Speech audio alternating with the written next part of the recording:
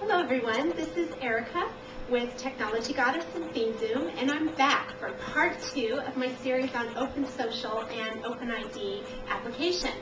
So now we're going to talk about Google, Friend Connect, Social Graph API, and Social Value Ranking. So Friend Connect is basically Google's new social network that they're going to be rolling out here, hopefully very soon. And it uses Open Social, OpenID, and folk technology. And it is essentially your network anywhere you want to place it. You can take the Google Friend Connect widgets, which are essentially iframes, and you can embed them on any page, on any website. So you can turn your blog into a social network instantly and bring in the rest of your network with you, so that people are able to comment, interact, and join your blog community. And you'll also be able to interact with that community on other websites as well. So it's a brilliant, innovative idea, and I cannot wait for Google Friend Connect to launch. There's going to be a lot of new information that I'm going to be coming out with about Google Friend Connect, so stay tuned for that. Next, we have Social Graph API on Google.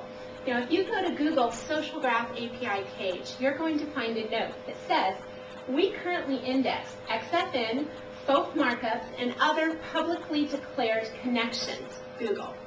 What this means, again, as we talked about in part 1, is that if you have a folk file, an XFN markup on your website declaring who your network is, where your websites are, who your friends are, and your friends of friends, they're going to follow that sitemap of your network, and it is indexable.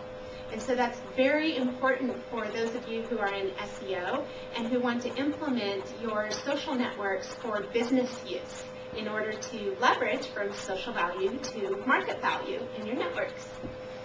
Next, we're going to talk about social value ranking.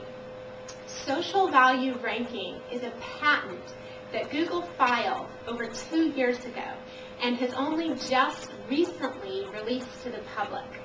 Essentially, what it means is that Google is assigning a ranking value to your profiles and your network. And it is based on several very distinct APIs that are publicly listed in the patent. It is based on how many people are in your network, as well as the influence that you hold within your network. What do I mean by influence? It means how many people are actually clicking on the videos on your page. How many people are actually clicking on your blog links and reading your blog. You see, that is influence with your network. People who post things on their profiles and they don't get any click-throughs may have 500 friends in their network on MySpace, but are they influential? No, because nobody cares what they're writing about. So the Google bot would tag them as being less influential as someone who maybe only has 200 friends, but they read their blog every day. Okay? Another one of the algorithms considers your friends' influence and how powerful your friends are. In other words, it's not just you, but also who you know. So if you have somebody in your network who's very powerful and influential, perhaps a celebrity with an extremely large network, that's going to boost the power of your network too in Google's eyes, because that brings kind of a bleed through of authority to you, so to speak. In other words, if you know Michael Jordan and Michael Jordan stops by your site and reads your blog every once in a while, well, Google takes note of that, and you can bet that there may be a Nike ad on your page at some point from Google AdWords.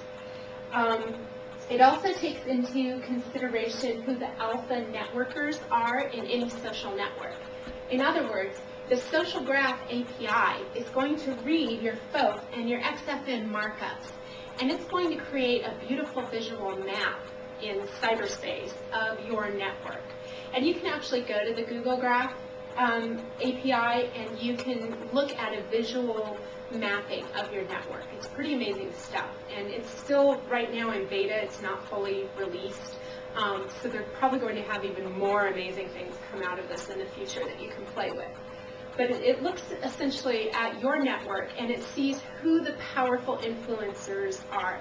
In other words, how many people are linked to you, how many people are linked to them, how many people are linked to them, what does your visual graph look like?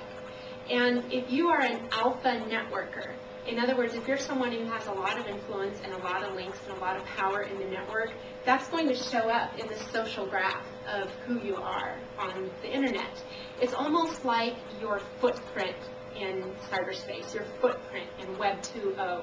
How big is your footprint and how deep is your footprint? How much influence and power do you have overall on the internet?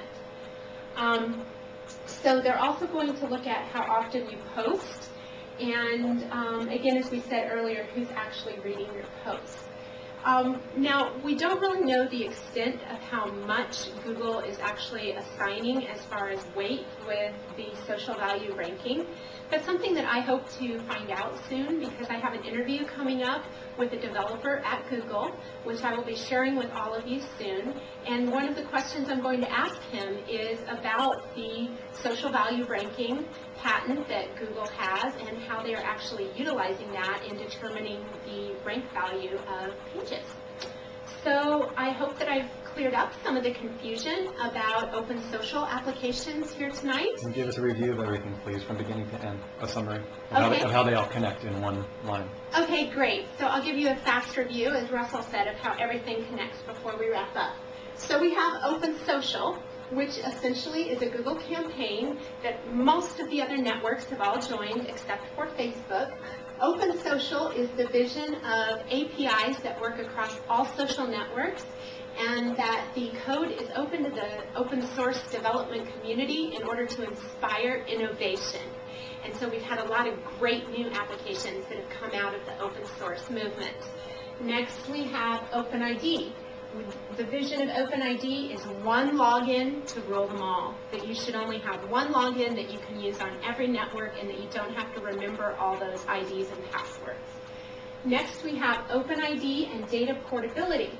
The vision of data portability is that you have one profile to rule them all, and that it's me everywhere I go, that you can bring yourself with you to every network and every profile. How do you do that? Through your both friend of a friend XML file or through XFN, or a combination of them both. Lastly, we have some of the Google initiatives that utilize all three of these, which are Friend Connect, Social Graph API, and Social Value Ranking. And again, Friend Connect is Google's new social network, which is only in very limited release at this time. There's a very small number of sites that have been open to this. They're going to start rolling out in stages very soon. Then we have Social Graph API, which is essentially the map of your both an XFN network. And then we have Social Value Ranking, which is essentially Google's patented algorithm for determining who the alpha networkers are out there and how big your imprint is in cyberspace. So this is Erica of Technology Goddess and ThemeZoom. Thank you so much. I'll see you guys soon.